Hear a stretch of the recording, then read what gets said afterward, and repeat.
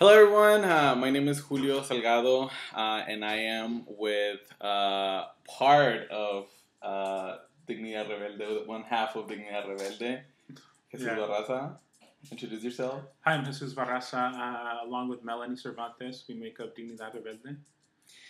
Amazing artist from the Bay Area. I've been a huge fan of you guys forever, and so I'm having an awkward fan moment here. We wanted to talk to you, Jesus, about your involvement with the portfolio, the Culture Strike portfolio, and how'd you get involved? How'd you get involved in? I was involved in the whole Culture Strike. Culture Strike trip to Arizona, where it was a whole delegation of artists, and so being one of the artists, I was asked by Fabiana to participate in the portfolio.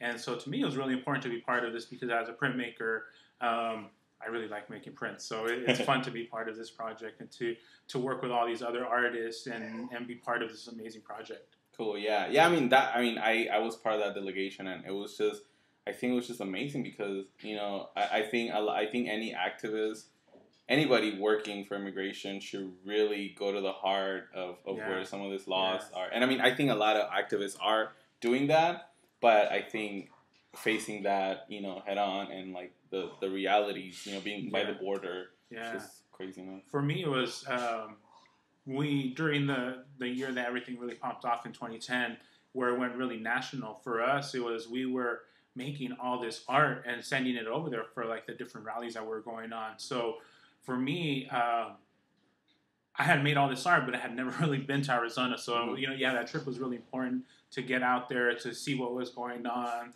to, this idea of we will not comply went from being a poster to being actually seeing it as these people who are living there, seeing it as a reality. So it was really true. Yeah, and which, takes me to the next question. Like, how do you think, like, why is it important that we that we merge and we talk about the merge of art and activism? How do you think?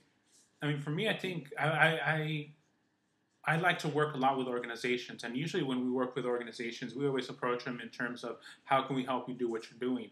And a lot of times what that translates to is to actually taking the work that they're doing, taking the messaging that they have, and making it into an art piece. And so for us, it's what we're doing is we're translating the work that the organizations are doing into a piece that then can be put out to the world, and all these people can see it. And so a lot of times it helps people better understand these politics that are being put out by the organizations in an art piece. And so it makes it more accessible to the community. And so that's why I really like doing this the way that we're doing it. Yeah. Cool. No, yeah, yes, I couldn't agree with you more. Talk about your piece for the portfolio. Talk about the imagery that you chose and why is it that you chose your... So the piece that I did it's actually a reprint of a piece I had done really early on of when I started making art, and it's a piece that's entitled No Abusen del Inmigrante, Don't Abuse the Immigrant. And it's a simple profile of a person. It's just like a profile of their face, and it has a speech bubble coming out, and in their mind it says, don't abuse immigrants, but in Spanish. And so to me, that was an idea that early on, for me, growing up around the border in San Diego and having, since I was a little kid, seeing this presence of the Border Patrol and what that meant. And before, you have to think back that before 1994 or in the mid-90s when Operation Gatekeeper happened and pushed a lot of the immigration, the people coming over the border to Arizona, a lot of that was in San Diego. And so to me, it was like that was a thing. And when I remember in high school when people were actually just doing like mad dashes across the border, across the linea, and people were just like, they would run up to the border and, like sneak in between the cars, and then they would just, a big group across the border. So to me,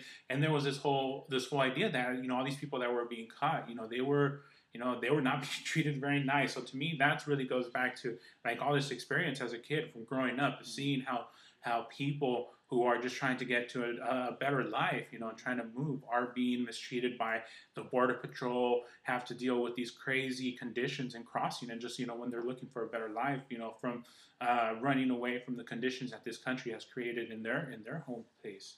Yeah. Do you purposely, I mean, use, because you didn't use, you kept it in Spanish, right? Yeah. So, like, you Yeah. purposely kept the Spanish because it's aimed for the community that's being affected by it? Or Yeah. So to me, you know, what would your non-Spanish speaker fans say about that? Like, Well, why keep the, you know, just Spanish only? to me, one of the groups that we're really inspired by in making posters is this group Ospag. And when Ospag made posters, they would make them like quadlingual, trilingual. You know, it'd be Spanish, English, French, and Arabic.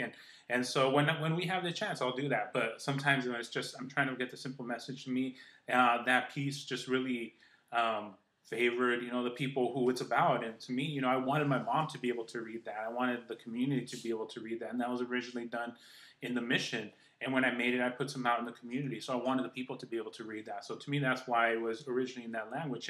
And to me, it was not even really thinking about it, but it was just, that's how it came out. So it's just, I guess that's how it was. Yeah, sometimes it's just, I don't know, like that part of you, like, just, I don't know, it just speaks out much louder than any other language. Than your colonized language, even though Spanish is kind of a colonized language. But anyways, thank you so much for being here today at Bobby's house, and for you know, talking about your piece and the importance of art and activism. Thank you so much, sir. Thank you. Bye. Bye.